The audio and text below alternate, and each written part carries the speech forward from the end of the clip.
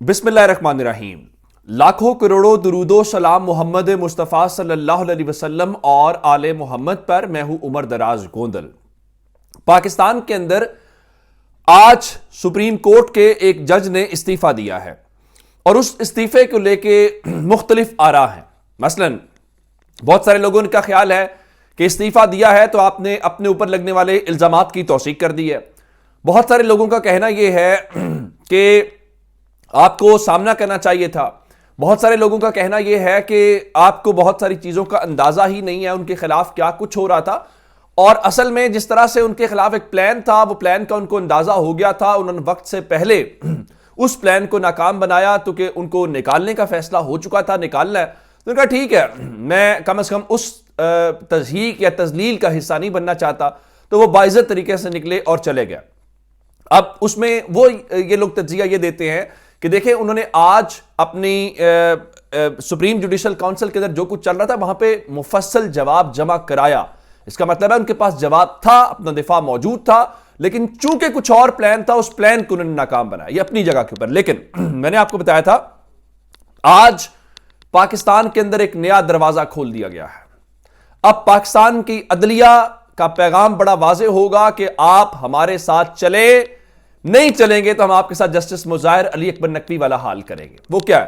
Justice مظاہر علی اکبر نقوی کا سب سے بڑا جرم جو حالیہ چند مہینوں میں ہم نے دیکھا ہے وہ الیکشن کا نوٹ تھا جو پنجاب اور خیبر پختونخوا سے متعلق تھا۔ اس کے بعد مسلسل ان کے بارے میں تضحیک آمیز قسم کے جو ہیں وہ کلمات استعمال کیے گئے، جلسوں میں ان کی تصویریں دکھائی گئیں، کیا کچھ جو ہے وہ نہیں ہوا۔ اب بہت سارے لوگ ہیں ان کا کہنا ہے کہ مسلم لیگ نون کی بھی خواہش تھی کہ مظاہر علی اکبر نقوی کے خلاف کارروائی ہو، لیکن اب اس سے اگلی خبر ہے۔ میں آپ کو دلچسپ معاملہ یہ بتانا چاہتا ہوں کہ جسٹس مظاہر علی اکبر نقوی نے چیف جسٹس نہیں بننا تھا۔ یعنی بہت سارے ججز آتے ہیں نا، تو چونکہ سپریم کورٹ میں یہ اصول طے ہو چکا ہے کہ سینیورٹی کی بنیاد کے اوپر چیف جسٹس بنتا ہے، کوئی آ رہا ہے کوئی جا رہا ہے اس سے کوئی فرق نہیں پڑتا۔ جس طرح آپ نے قاضی فائز عیسیٰ کے معاملے میں دیکھا کہ بندیال صاحب ریٹائر ہوئے تو اس کے بعد جسٹس قاضی فائز عیسیٰ آئے، درمیان میں جسٹس طارق مسعود سینئر جج ہیں لیکن انہوں نے اگلے چیف جسٹس کے ٹینیور سے پہلے ہی ریٹائر ہو جانا ہے، سو وہ چیف جسٹس نہیں بنیں گے۔ اب مظاہر علی اکبر نقوی صاحب جو ہیں انہوں نے چیف جسٹس نہیں بننا تھا۔ اگر انہوں نے چیف جسٹس نہیں بننا تھا تو اتنی ان کے خلاف یہ سب کچھ ہوا ہے اور ان کو استعفیٰ دینا پڑا یا جو بھی ہوا۔ اب اس کے بعد اگلا نمبر لگ گیا ہے اور اگلا نمبر بہت دلچسپ ہے۔ میں اس حوالے سے اگلی خبر دینے سے پہلے آپ کو جو سینئر صحافی ہیں ان کی زبانی آپ کو بتا دیتا ہوں، پھر میں آپ کو اگلی کہانی اس کی طرف لے کے چلتے ہیں۔ اور سید سمر عباس کہتے ہیں کہ جسٹس مظاہر اکبر نقوی کے بعد اگلا نمبر جسٹس اعجاز الاحسن کا لگنے والا ہے۔ انہیں چیف جسٹس بننے سے روکنے کے لیے ایڑی چوٹی کا زور لگایا جائے گا۔ جسٹس اعجاز الاحسن جو ہیں وہ جسٹس قاضی فائز عیسیٰ کے بعد چیف جسٹس بنیں گے، اور اگر یہ جو پلان ہے اس کے مطابق پھر جو اس وقت ہمیں سمجھ آ رہا ہے نواز شریف کو وزیر اعظم بنانا ہے نا، آپ نے زبردستی بنانا ہے، ہر صورت بنانا ہے، قوم کا فیصلہ ہے یا نہیں ہے، زبردستی قوم کے اوپر بٹھا کے بتانا ہے کہ وزیر اعظم قوم نہیں بناتی، وزیر اعظم جو ہے پاکستان کے اندر چند طاقتور لوگ ہیں وہ بناتے ہیں اور وہ فیصلہ کرتے ہیں، قوم کو میٹر نہیں کرتی۔ تو اب نواز شریف جو ہیں وہ وزیر اعظم ہوں اور ان کے سامنے justice Ijaz ul Ahsan chief justice ہوں تو کیا ہوگا؟ اب تھوڑا عرصہ پہلے جسٹس اعجاز الاحسن کے خلاف شکایات آئیں سپریم جوڈیشل کونسل کے اندر، جسٹس سردار طارق مسعود کے خلاف بھی آئیں، تو سپریم جوڈیشل کونسل نے ان درخواستوں کو خارج کر دیا۔ اب میں اس حوالے سے آپ کو بتا دیتا ہوں، اب چونکہ معاملہ تھوڑا ایک اور کے اندر چلا گیا، آج ایک پریسیڈنٹ سیٹ ہو گیا ہے اور پاکستان کے اندر جب ایک دروازہ کھلتا ہے تو اس کا مطلب یہ ہوتا ہے کہ اب آپ اس چیز کو لے کے یوں سمجھ لیجئے کہ اب یہ چیزیں تسلسل کے ساتھ ہوں گی۔ اور جسٹس اعجاز الاحسن کا ایک جرم اور بھی ہے، وہ کیا ہے؟ آپ جانتے ہیں کہ حال ہی میں پاکستان کے اندر فوجی عدالتوں سے متعلق ایک فیصلہ ہوا تھا جس میں فوجی عدالتوں کو کالعدم قرار دیا گیا تھا اور کہا گیا تھا کہ وہاں پہ سیویلینز کا ٹرائل نہیں ہو سکتا۔ پھر اس کے بعد جو آرمی ایکٹ کی دفعات ہیں ان کو بھی کالعدم قرار دیا گیا تھا. اب وہ جو 5 رکنی بینچ تھا اس بینچ نے آج تفصیلی فیصلہ بھی جاری کر دیا ہے جو جسٹس منیب اختر صاحب نے لکھا ہے, اور اس میں بھی بڑا دلچسپ آج پہلو ہمیں دیکھنے کو ملا. جسٹس اعجاز الاحسن نے جسٹس جو کیا ان کو کہتے ہیں جسٹس منیب اختر نے یہ جو فیصلہ لکھا ہے 125 صفحات کے اوپر مشتمل ہے. انہوں نے جس جملے سے آغاز کی ہے لارڈ ایٹکن کے 1941 کے جملے سے کی ہے اور کہا ہے, انہوں نے اپنی مشہور زمانہ تقریر میں کہا تھا کہ برطانیہ میں جب بدترین جنگ تھی اس جنگ میں بھی قوانین خاموش نہیں تھے, اور برطانیہ میں بدترین جنگ میں بھی قوانین وہی تھے جو حالت امن کے اندر تھے. اب اس حوالے سے جسٹس جو یحییٰ افریدی ہیں ان کا اختلافی نوٹ بھی اس کا حصہ ہے. ان کا خیال یہ ہے کہ یہ ایک لارجر بینچ کو سننا چاہیے تھا, چونکہ 5 رکنی بینچ کا آلریڈی فیصلہ موجود تھا, تو 5 کی بجائے اس کو جو 21ویں آئینی ترمیم کے بعد 9 رکنی بینچ سنتا تو ذرا بہتر ہوتا.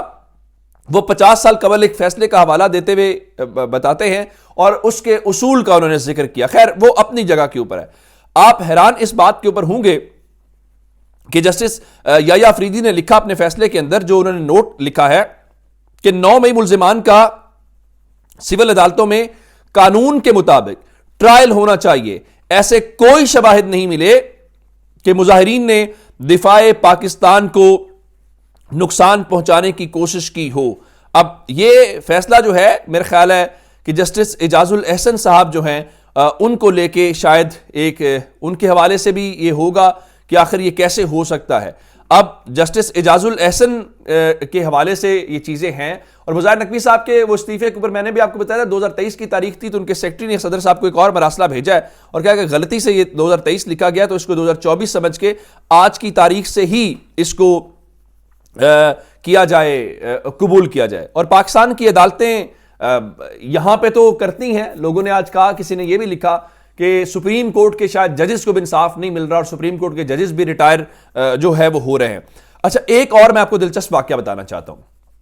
ارشد شریف جو ہیں وہ ہم سب کے ماتھے کا جھومر ہیں, ہم ان کو یاد بھی کرتے ہیں, دعا بھی کرتے ہیں, اور وہ ایک انسپیریشن ہے بہت سارے لوگوں کے لیے کہ حق اور سچ کے لیے کیسے ہونا ہے. آپ حیران ہوں گے اس بات کے اوپر کہ پاکستان میں آج کل مردوں کو تو انصاف دینے کا رواج ہے, زندوں کو انصاف دینے کا رواج نہیں ہے.